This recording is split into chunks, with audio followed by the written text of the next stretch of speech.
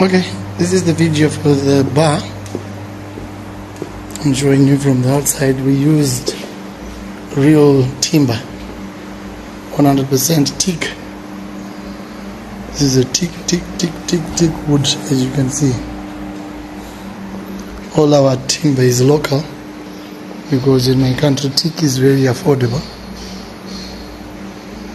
And then those are the things you bought there for us. Okay, so let me show you the bar with the problem fridges. This is the fridge supplied.